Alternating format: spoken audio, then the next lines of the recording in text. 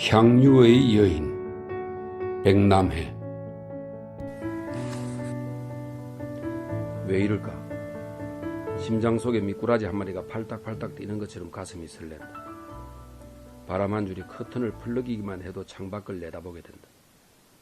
바람결이 실어 나르는 세상의 온갖 소문을 듣고 살아오지만 그분에 대한 이야기는 발가락 끝을 오므리게 할 만큼 두근거린다. 오늘은 하늘이 눈이 시리도록 맑아서 돌을 집어 던지면 쨍그랑 깨어질 것만 같다. 남빛보다 더 쪽빛 하늘색을 만들어주시는 하나님 마음은 어떤 색일까? 입가에 옅은 웃음이 자꾸 흘러나오는 것을 참을 수가 없다. 내 마음이 밝아서일까? 거리의 사람들 얼굴이 모두 환해 보인다. 언제였던가 화장기 없는 얼굴에 수수한 차림을 부끄럽게 여기지 않고 이렇게 밝은 얼굴로 환한 대낮 시장 거리를 걸어본 것이. 고향을 쫓겨나다 도망쳐온 지 10년. 아무도 나를 알아보지 못하는 곳이라 여겼지만 과거의 망령은 헛된 소문이 되어 나를 머리끝에서 발끝까지 머리카락 한 올 한 올까지 음탕한 여인으로 만들어 놓았다. 10년 전 매섭도록 차가운 바람이 창문을 우르릉 흔들어 놓던 밤, 달은 구름에 가려 어둠만이 세상을 누르고 개조차 짖지 않으며 하늘을 날던 박쥐들도 제 날개에 머리를 파묻고 눈을 감은 밤이었다. 가진 것 없어 누추한 집의 허술한 문을 따고 그 인간들이 소리 없이 들이닥쳤다. 하인 둘은 밖에서 망을 보고 또 다른 둘은 부모님 방과 내 방 사이에 버티고 서 있었다. 부모님은 잠이 깼으나 감히 일어나지를 못하였다. 그들이 누구인지를 아는 사람은 다 아는 것. 나는 딱딱한 샌들 바닥에 밟히는 바퀴벌레 마냥 아무 소리도 낼 수가 없었다. 끝없는 바다 및 천길만길 물속으로 몸이 가라앉아 오징어처럼 산채로 납작하게 눌러지는 것 같았다. 나를 덮친 인간은 몸에 향유를 쳐바른 고귀한 신분의 남정네였다. 아직은 어린 나이 14. 유격에 중독된 사내의 악취 풍기는 썩은 절국공이는 날카로운 비수가 되어 내 여린 몸뚱이를 찢어 발기했다. 발기발기 찢겨 나간 것은 육신이었고 저 악머구리의 아가리 속으로 죽어 나자빠진 것은 나의 영혼이었다.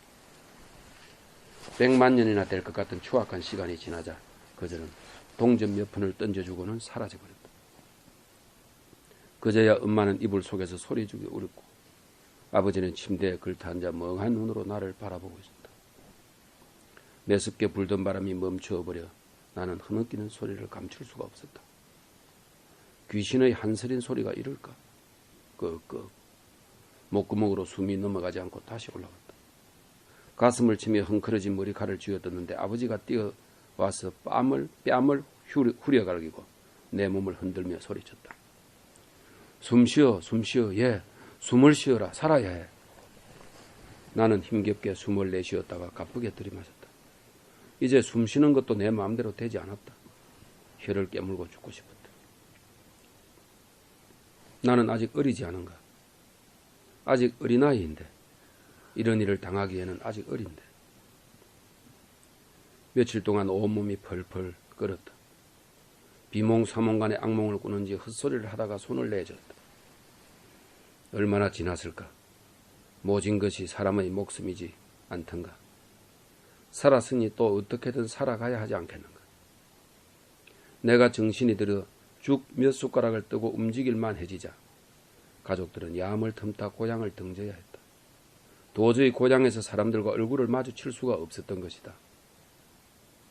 게다가 나를 강간한 그 인간이 하인들을 보내어 고향을 떠나라고 협박을 하였다. 저도 사람인지라 세간에 떠도는 소문에 신경이 쓰였던 모양이다. 부모님은 누더기 같은 살림살이를 버려둔 채 옷가지만 대충 꾸려서 집을 나섰다. 어디로 가겠다는 계획도 없었다. 그냥 어디든지 우리를 알지 못하는 곳, 우리에게 손가락질하는 사람이 없는 곳이면 그만이었다. 낮에는 바위 틈이나 흙간에서 구겨져 자고 밤이면 달 그림자를 피해 며칠을 걸어서 이곳으로 오게 되었다. 시장 한 구석 쓰레기 더미 옆 거린들 움막 곁에서 국을 하다시피 지내게 되었다. 그렇게 며칠이나 지났을까? 어느 늦은 밤에 부모님이 잠자리에서 일어나 나를 하염없이 바라보고 계셨다. 나는 자는 척 눈을 감고 누워 있었지만 깨어 있었다. 어머니는 하염없는 눈물을 흘리시며 소리 없이 어깨를 들썩이시고 아버지는 돌아앉아 계셨다. 돌아앉은 아버지의 발치에 지팡이와 떼국물이 꾀재재한 보퉁이가 놓여 있었다. 나는 두 분이 나를 떠나려 한다는 것을 눈치챘다. 너무나 무서웠다. 천길 낭떠러지로 떨어지는 것처럼 온몸의 힘이 쑥 빠지면서 턱이 덜덜 떨렸다. 벌떡 일어나 엄마 가지마 라고 소리치고 싶었다. 그러나 그럴 수가 없었다. 나는 죄인이었다. 남편이 아닌 남정네에게 몸을 버린 죄인이었다. 그때 아버지가 일어서시며 엄마 어깨를 툭툭 치고 눈짓으로 재촉하셨다. 엄마는 신음을 내시며 무릎을 짚고 일어서셨다.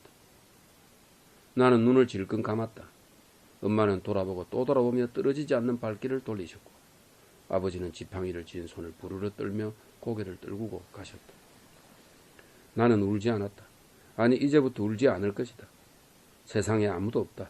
나를 받아줄 세상은 없다. 오직 내가 복수해야 할 세상과 사람만이 있다. 울지는 않았지만 눈에서는 물이 주르륵 흘러내렸다. 우는 것은 아니었다. 엄마, 아빠라고 부르는 소리가 목구멍까지 차오르면 침으로 녹여 꿀꺽 삼켰다. 부모님을 원망하는 것은 아니었다. 오죽했으면 나를 버리겠는가. 고향 사람들이 수군대는 소리다. 딸년이 오죽 몸가수를 못해서는 부모 앞에서 그런 일을 당할까? 어린 것이 좋아서 그랬다지? 돈을 아주 많이 받은 모양이더라고. 그 돈으로 장사 미천이라도 장만하겠네. 조그마한 것이 눈꼬리가 살짝 올라간 것이 요사스럽다 했지 그래. 그러리라. 모든 것이 내 잘못이리라. 부모님인들 어찌하겠는가? 울음이 터져 나오려 했지만 입술을 꽉 깨물며 참았다. 잠이 오지 않는 이에게 밤은 고문이었다. 빨리 닭이 울어 새벽이 오기를 기다렸다. 새벽이 오고 새날이 밝으면 세상에 대한 복수를 시작할 수 있을 것 같은 오기가 차올랐다. 예전의 내가 아니라 세상과 맞서서 복수하는 여자로 거듭 태어나리라 굳게 마음먹었다. 처음 혼자가 된 아침이 밝았다. 나는 먹을 것을 구하기 위해 시장 바닥을 어슬렁거리기 시작했다. 사람들은 나를 바라보며 수근덕거렸다. 그러나 나는 개의치 않았다. 한 끼 배고픔을 채울 수 있다면 무엇이든 할 수 있었다. 내가 더 이상 무엇을 두려워해야 하는가? 이제 모든 것은 내가 하기 나름인 것이다. 그렇게 시장 안을 걷고 있는데 작은 가게 주인인 외다리 늙은 총각이 나를 불렀다. 요 며칠 동안 국을 하러 다니느라 얼굴이 눈에 익었던 것이다. 인물은 볼만했으나 외다리에 가진 것이 변변찮아서인지 나이가 듣도록 장가를 못 간 총각이었다. 넉다리 총각이 실실 웃으며 수작을 건다. 어이 배고파? 내가 먹을 걸 줄까? 나는 살짝 웃으며 고개를 끄덕였다. 주위의 가게 주인들이 킥킥대며 쳐다보고 손가락질을 해댄다. 나는 손을 내밀어 빵을 달라고 했다. 넉다리 총각은 낄낄대고 웃으며 자기가 빵을 주면 나는 뭘 주겠냐고 물었다. 나는 비장한 얼굴로 무엇이든 주겠다고 했다. 무엇이든. 어린 것의 당돌함에 총각은 기가 질렸는지 말을 잇지 못하였다. 이 모습을 지켜보던 주변 가게 주인들은 구경이라도 난 듯이 모여들어서 한 마디씩 농을 던졌다. 조그만 게 뭘 주겠다는 건지 말하라고 소란스러웠다. 넉다리 총각은 엉큼한 사람이었다. 무슨 구경 났느냐며 돌아가 당신들 할 일이나 하라고 소리치며 나를 가게 안으로 끄집어 넣고 문을 닫았다. 사람들이 몰려와서 소리치고 웃어대자 어린 나로서는 적이 당황했었다. 가게에 들어서자 안심이 되었다. 넉다리 총각은 말없이 먹다 남은 보리빵 큰 조각을 내주며 컵에 물을 따라 주었다. 나는 고맙다는 말도 하지 않은 채 허겁지겁 빵을 먹고 물을 마셨다. 큰 빵을 다 먹은 나는 배가 불러져서 주위를 둘러보았다. 내가 빵을 다 먹기를 기다린 듯 넉다리 총각은 내 머리를 쓰다듬으며 어깨를 만지기 시작했다. 나는 벌써 세상을 다 알아버렸다. 그날 이후 여자로서 쉽게 사는 방법을 알게 되었다. 남자라는 동물은 명예니 권력이니 돈이니 자랑해대며 겉으로는 허세를 부려도 벗겨놓고 보면 아무것도 없는 것들이었다. 나를 가지기 위해서 알량한 자존심마저도 버리는 것이 남정네들이었다.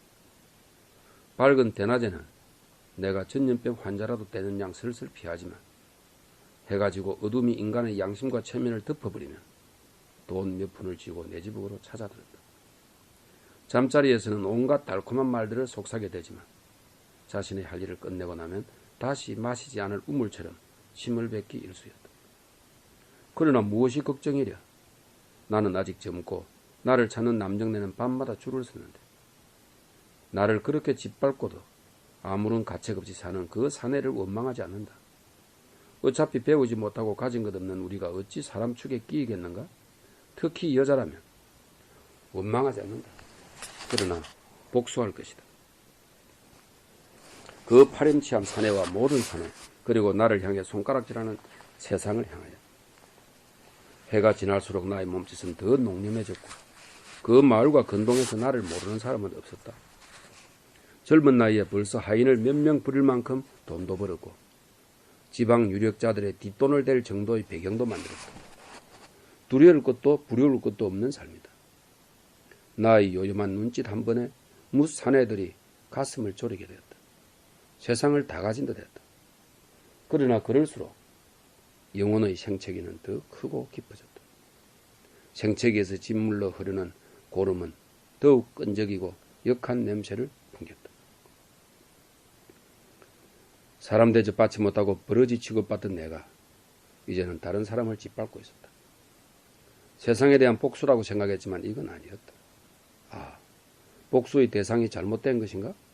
복수의 방법이 잘못된 것인가? 누군가에게 묻고 싶었다. 그러나 아무도 없었다. 나에게 따뜻한 말 한마디 해줄 가족도 친구도 없었다.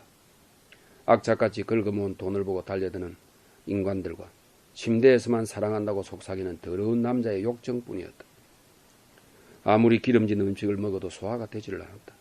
재미있는 이야기를 듣고 아름다운 음악을 들어도 기뻐지가 않았다. 세상에 복수하려 했지만 오히려 세상에 짓눌린 것 같았다. 잠을 이룰 수가 없었다. 약을 먹어도 소용없었고 세상의 어떤 솜씨 있는 의사도 알지 못하는 병에 걸렸다. 약이 없는 병이었다. 그러던 어느 날 뜬구름을 잡는 소문을 들었다. 여느 날처럼 밤새 손님에게 시달리고 늦게 잠에서 깨어 잠자리에서 뒹굴고 있는데 하녀 둘이 침대 옆에서 빨래를 개키며 어떤 예언자에 대하여 이야기하고 있었다. 소경을 눈뜨게 하고 질름바리를 낫게 하고 빵 몇 개로 5,000명을 먹였다는 이야기였다.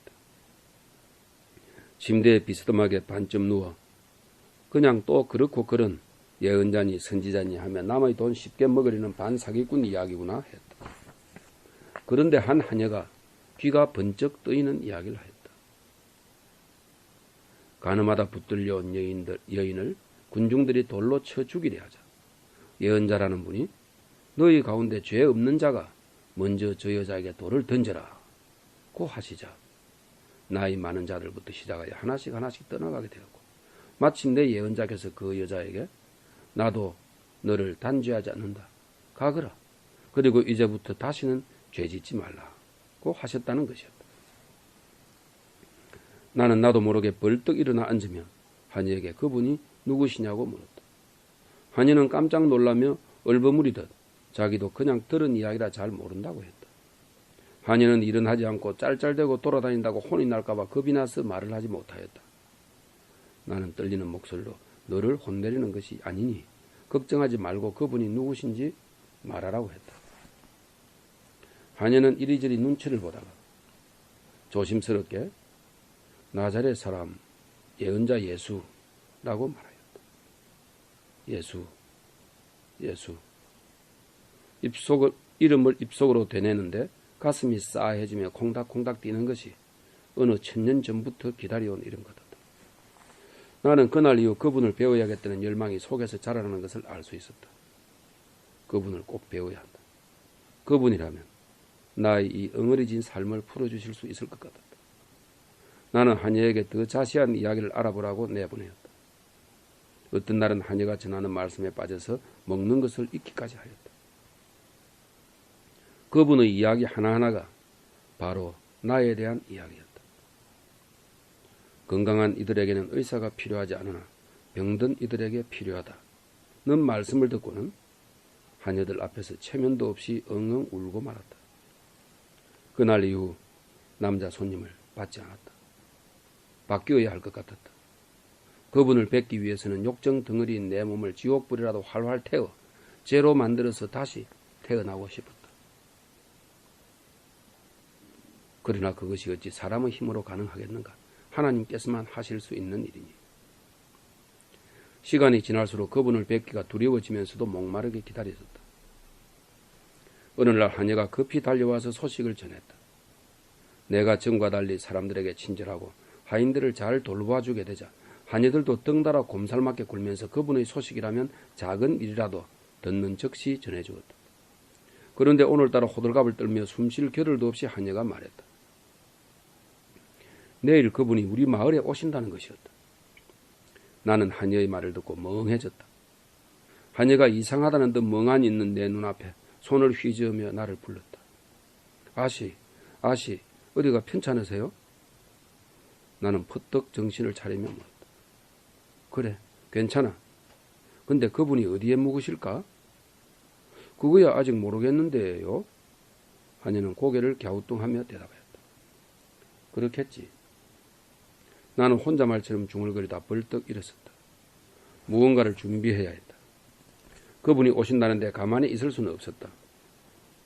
내가 그분을 모실 수 없다면, 먼 발치에서라도 뵐 수만 있다면 그분께 작은 선물이라도 드리고 싶었다. 화장도 하지 않은 얼굴로 그도만 걸치고 밖으로 나섰다. 시장통에 가보면 뭐라도 살 수 있겠지 싶었다. 하녀는 무슨 일인지 알지 못하지만 급히 서두르는 내 모습에 묻지도 못하고 눈을 동그랗게 뜨고 따라 나섰다. 시장통 사람들이 나를 흘끔흘끔 보았다. 그도 그럴 것이 진한 화장에 사치스러운 옷을 걸친 모습만 보던 시장 사람들 눈에 수수한 차림의 화장기 없는 내가 바로 그 죄인 여자가 맞는가 싶었다. 나는 그런 시선에 아랑곳하지 않았다. 오직 그분에게 드릴 선물에 대한 생각뿐이었다. 포목점이나 과일 가게 등 이리저리 다니다 옹기 가게 앞에 왔다.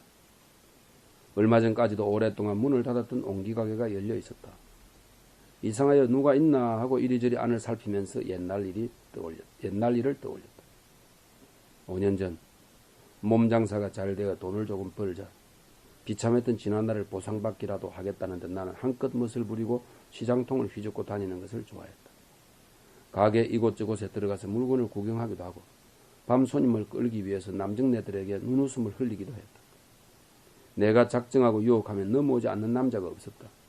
이 사람이다 하고 마음먹고 추파를 던지면 필시 그날 하루 매상을 다 꿰차고 뒷문을 두드렸다. 나는 세상과 남자에게 복수하듯 자신을 부수어가면서 세상을 유혹하였다.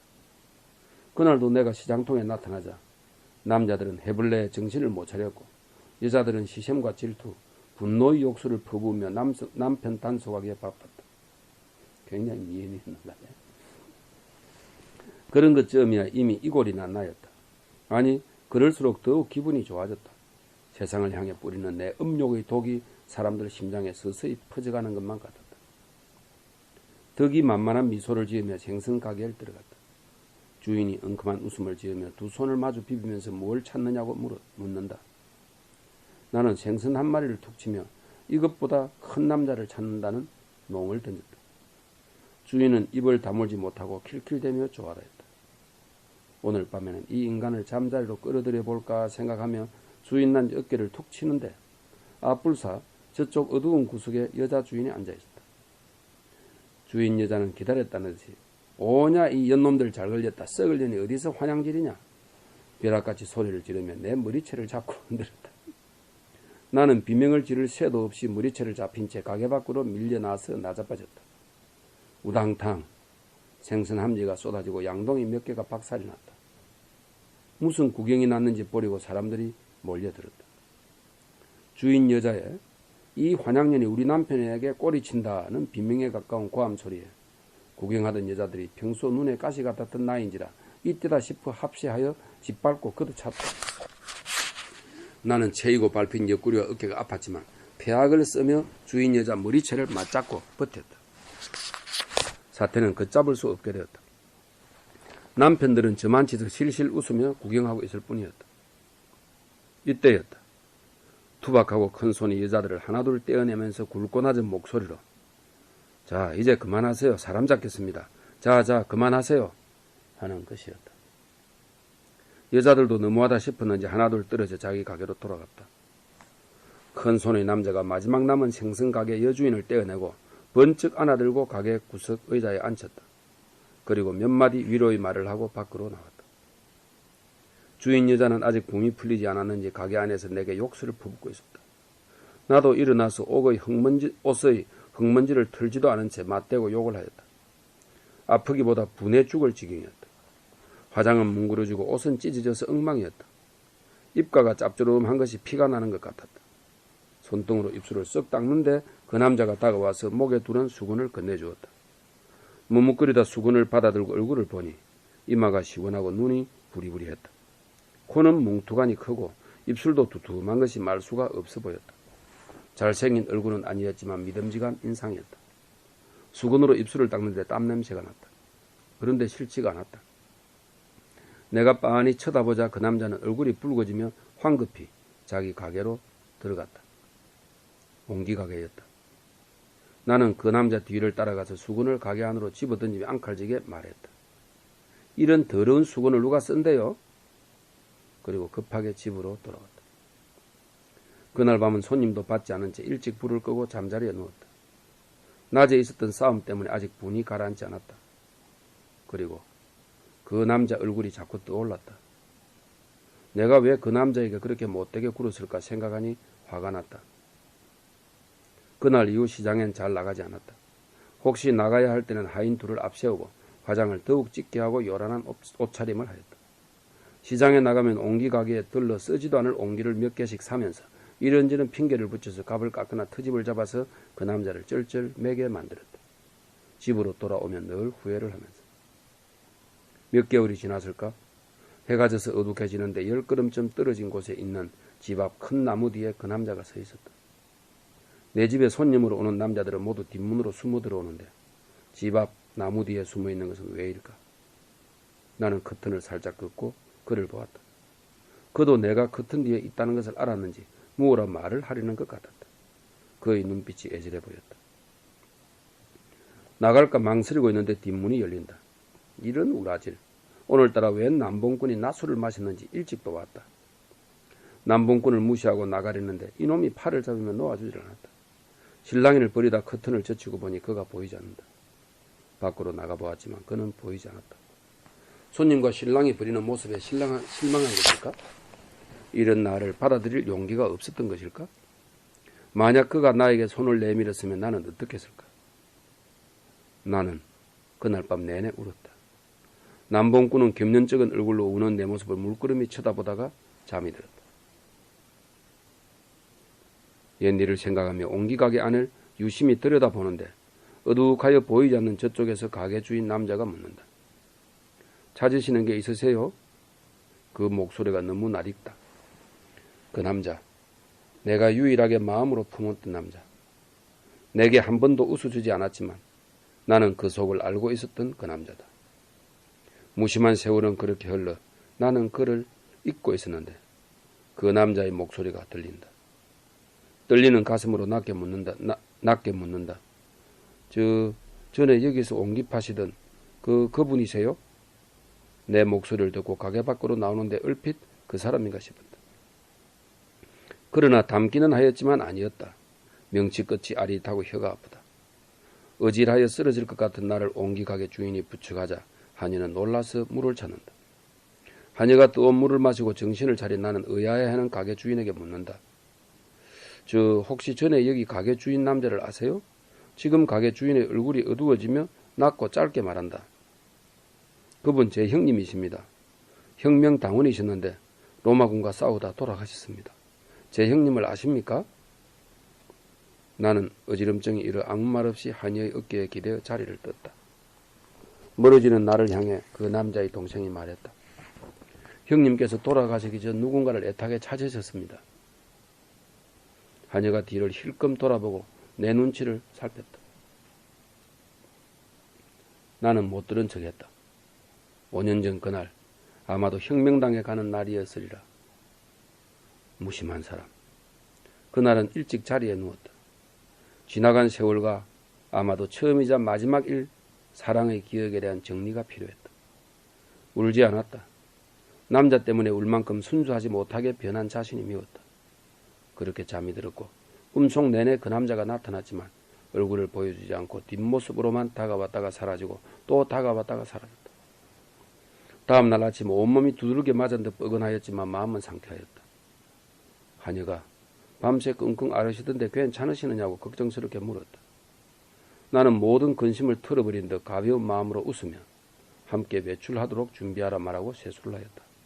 지나간 시간을 정리하고 새로 태어난 기분이었다. 또한 오늘은 그분을 뵐 수 있으리라는 기대감에 들떴다. 한이와 함께 나간 시장은 여느 때와는 달랐다. 내가 달라져서일까? 하늘이 너무 맑아서 얼굴을 비추어 볼 수 있을 것 같았다. 그분을 생각하면 심장 속에 미꾸라지 한 마리가 팔딱팔딱 뛰는 것처럼 가슴이 설렌다. 무엇인가 그분께 내 마음을 전할 수 있는 선물이 있으련만. 한참을 돌아다니는데 저만치 사람들이 모여서 웅성거리고 있다. 호기심이 발동하여 가까이 가서 사람들 사이를 비집고 들어가 보니 먼 나라에서 온 상인들인지 기괴한 옷을 입고 진귀한 물건들을 널어놓고 팔고 있다.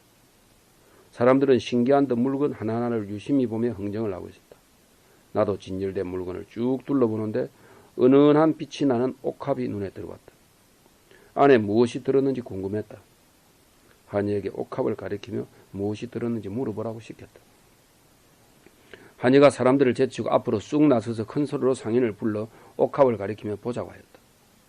상인은 옥합을 들고 열어보이며 아주 귀한 순 나르드 향유라고 말했다. 나는 순간 저것이야말로 그분께 드릴 선물임을 알았다. 어떤 향유도 그분 삶의 향기를 따라갈 수 없겠지만 내가 드릴 수 있는 최상의 선물이었다. 나는 가진 돈을 다 틀어서 향유가 든 옥합을 샀다. 집으로 돌아오며 한이에게는 그분이 오시면 어디서 묵으실지 알아보라고 보냈다. 혼자 집에 도착한 나는 향유가 든 옥합을 깨끗하게 닦아서 보자기에 잘 쌓아두었다. 시간이 너무 더디게 가는 것 같았다. 끼니 때가 되었지만 밥도 먹는 둥 마는 둥 창밖을 내다보며 안절부절하였다. 저녁 때가 다 되어서 돌아온 하녀가 그분이 어떤 바리사이의 집에 초대받아 가셨다고 전해주었다. 나는 향유가 든 옥합을 들고 하녀를 앞세워 집을 나섰다.